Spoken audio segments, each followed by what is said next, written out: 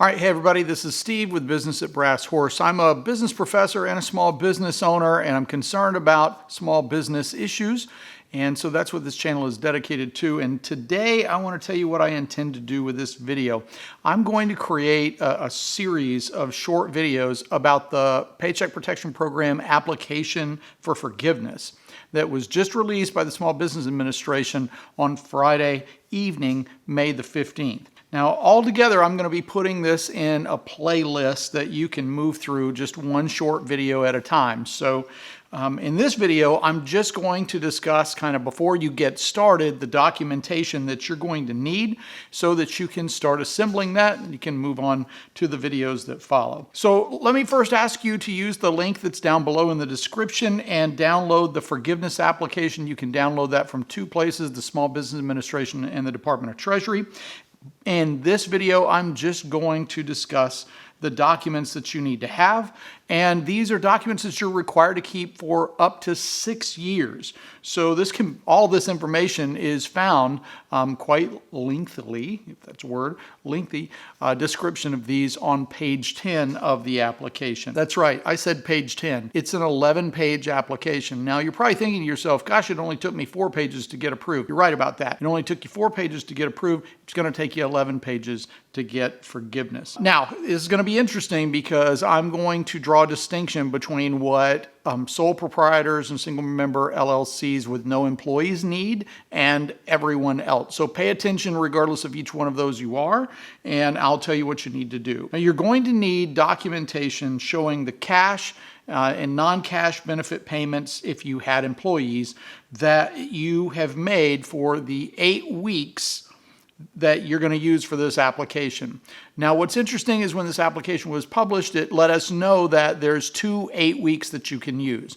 You can use 8 weeks from the date that the loans were dispersed to you for payroll expenses, or you can use what is considered to be the alternative covered period, which begins on the next day that your payroll cycle began. So what they're doing is they're allowing you to move the 8 weeks, and they specify it's 56 days, that they're allowing you to move that 56 days to whenever your payroll process started. So if you got the funds dispersed to you on a Monday, but you made payroll on Friday, then you can start the 8 days on that Friday. So you can move the 8 weeks to the next pay period, when the next pay period began.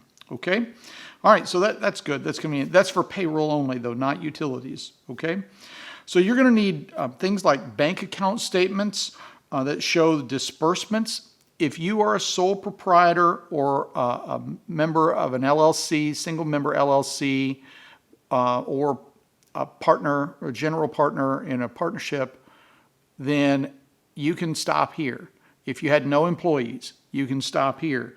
And what you can do is you can either sit tight through the rest of this if you want to listen to it, or you can go to the timestamp that's right over this finger, and you can go to that timestamp, and that timestamp will take you to the next set of information you need. If you're a sole proprietor or single member LLC with no employees, you just basically need bank account statements or canceled checks showing disbursements from your PPP funds into your personal account. Okay, you would also need, if you have employees, third-party payroll provider statements. If you use a third-party payroll provider like ADP, you'll need payroll tax filings, most likely Form 941 that you use when you file your taxes, state quarterly wage reporting and unemployment insurance tax filings, statements or canceled checks or receipts showing any amount of employer contributions to healthcare and retirement accounts. Okay? So that's what you'll need for the cash and non-cash benefit payments if you had employees for the 8 weeks you use for the application. Okay, you will also need documentation about each of your employees. You'll need the average number of full-time equivalents on payroll per month for each month. And interestingly, the SBA is using 40 hours a week for FTEs, not the normal 30 hours a week, 40 hours a week. But you'll need average number of FTEs on payroll for each month. starting in January and February, because you're going to need to show that there was no decrease from before till after the covered period, till during the covered period. If you were a seasonal employer, then you'll need the average number of full-time equivalent employees on payroll per month employed by the borrower, between February 15th, 2019 and June 30th, 2019, between February 1st, 2020 and February 29th, 2020, or any consecutive 12-week period between May 1st, 2019 and September 15th, 2019. Okay, so whenever your seasonal businesses, that's when they're looking for comparison points. You're going to need to keep documentation demonstrating their gross wages, each person's gross wages, salaries, tips, commissions, paid vacation, separation costs, paid sick leaves that were paid and or incurred before and after the PPP loan was dispersed to you. You're going to need to create a spreadsheet, and that spreadsheet will have their name, will have their last 4 digits of their Social Security, their cash, wages, salaries, tips, commissions, paid leave, and any reduction of those during the covered period. You're going to need to keep track of that. So documentation for each employee you have during the covered period will be needed. So you need to gather that. You're also going, this is interesting, pay attention to this, you're going to need to keep documentation of any offers that you've made to employees to come back to work, whether they accepted or rejected those, and that documentation, so you're going to need to keep those emails, that if you did this by emails, any refusals to come back to work, firings for cause, voluntary resignations, or voluntary requests by employees to reduce their number of hours. So if you did that via email, you're going to need to track down all those emails. If you did that via personal conversation, then the best thing to do would be for you to send an email documenting that personal conversation to the employee and ask them to verify, is this your understanding of our conversation? And ask them to send you a reply verifying they understand and they accept that. That way you have those records, okay? All right, so welcome back. Sole proprietors, single member LLCs, partners with no other employees other than owners. Welcome back to this. So now you've got, you remember the first thing you're gonna need, the bank statements or any kind of proof showing transfer of your salary from the PPP funds to your personal funds. So for them and for everyone else, we're going to talk about utilities. You're going to need to show documentation that prove the existence of those utilities before February 15th, 2020.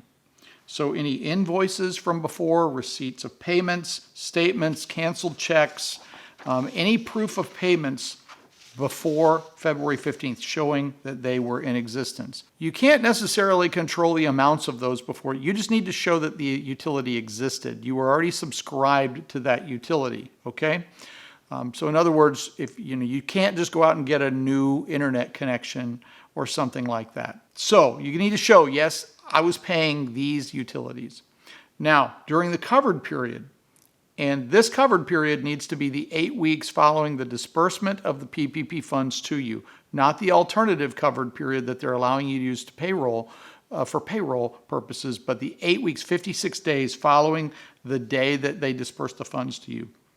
Then you're going to need to show proof of payment of these utilities. So any kind over the course of the next 56 days. And those can include electricity, gas, water, transportation costs, and they don't specify what those mean, telephone and or internet access, okay? Now you need to show documentation of payment of interest payments on mortgage or any other real property. So this is, if your property is, if you were in the trucking business and your property was your truck, and that's what you had, and you were making payments on that truck, then the interest payments that you've been making, the interest on those payments you've been making during the covered period counts for you. That's the real property of your business, okay? If you're leasing a truck, just like rent, so you want to show proof of rent payments or lease payments on real property. Lastly, you're going to need to keep all the records pertaining to your PPP loan, including the documentation that you submitted during the application, documentation supporting your certification of necessity of the loan, although the Department of Treasury already said that if you borrowed less than $2 million, then they're going to take your word for it. Okay, all of these are going to be kept well organized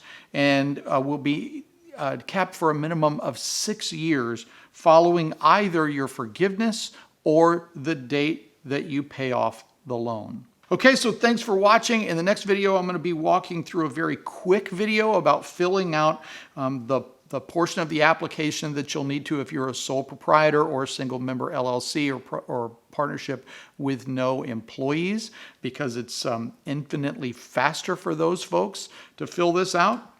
There's some portions you don't have to fill out that those with employees do. Okay, and then I'll be releasing small, quicker chunks of information, of videos for these different portions of the PPP forgiveness application that was just released by the Small Business Administration. Okay, so for others, I realize that watching through some of these things can be like watching paint dry, but it's a necessary thing that we got to do these days. So for others, hey, listen, please like and subscribe and watch for upcoming videos. Hit that notification bell so you get upcoming videos about the different worksheets in this 11-page forgiveness application. What fun.